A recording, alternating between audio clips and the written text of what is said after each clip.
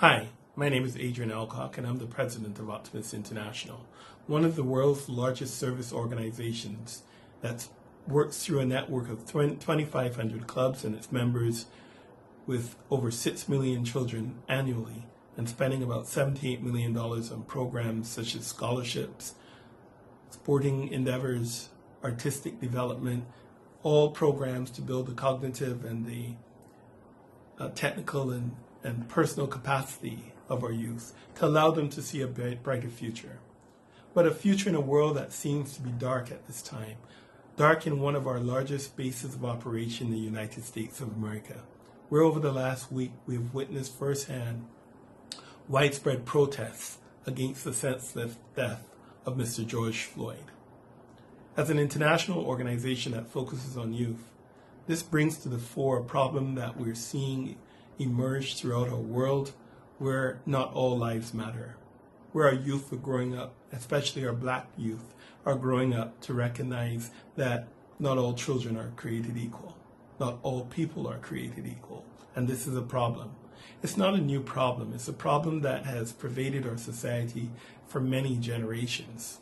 In the 60s we saw it in the United States, and today we're seeing it in the streets of Minneapolis and beyond in the United States of America, but also we're seeing pockets of it in other territories of the world, China, Europe. We're seeing these things happen. Why?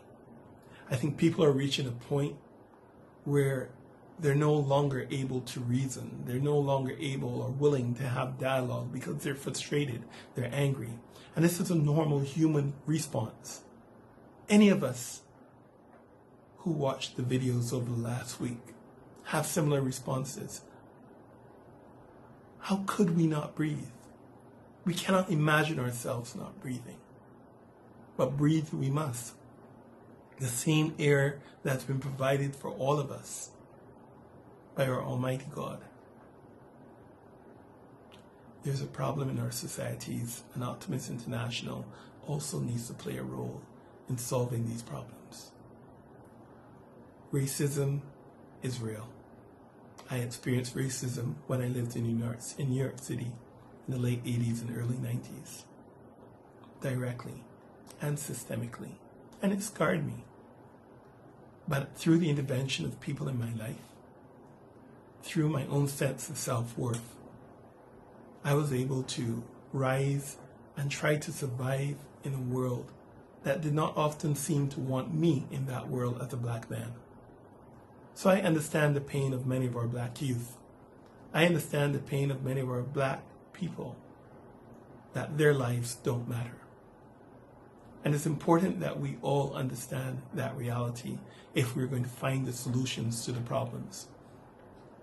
We need to find a way to create dialogue that will lead to consensus building as to a way forward. We need to find a way to create a dialogue that allows our young people to express themselves peacefully, but yet forcefully and respectfully. And we need to find a dialogue that allows our political leaders or law enforcement agents to respond with compassion, understanding the cultural nuances that has defined our lives for so many years. The black race is the only race that was brought to North America forcefully. A land that was populated by immigrants, but many times those immigrants came on their free will. That's not our history as black people. So our response is different. There's a sociological and psychological scarring that will take centuries to erase. But erase it must. And it must be erased through programs by people like ourselves as Optimist members, being introspective and doubling down our efforts to ensure that our young people are taught basic skills, they're given a level of confidence, but we also must take that dialogue to our political leadership and law enforcement and justice agencies, where many people have lost faith in them, to restore that faith. Because together we must work hand in hand to find a solution. I'm confident that we can, because I'm an optimist. And I'm asking you, I'm imploring you as members to go into your clubs and rethink how we can play our role to make our societies better. Our youth deserve that. Our youth deserve a chance to breathe.